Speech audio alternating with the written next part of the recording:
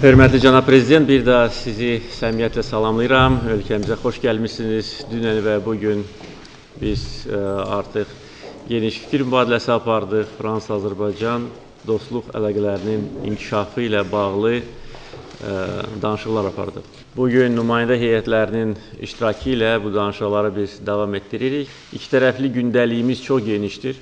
Bir çox məsələləri əhatə edir və hər bir istiqamət üzrə qarşılıqlı anlaşma var və qarşılıqlı dəstək göstərilir. Bir daha sizi ürəkdən salamlayıram. Mən əminəm ki, səfərin çox gözəl nəticələri olacaqdır.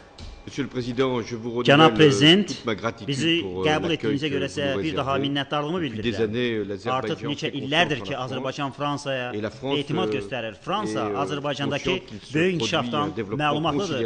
Dünən biz bunun bütün sahələrdə müşahidə olunduğunu gördük. Bu səbəbdən bu səfəri sadəcə dostluq, nəzakət səfəri deyil, və bu, yalnız yüksək səviyyəli şəxslər, iki prezidentlər arasında mövcud olan əlaqələrlə bağlı deyil.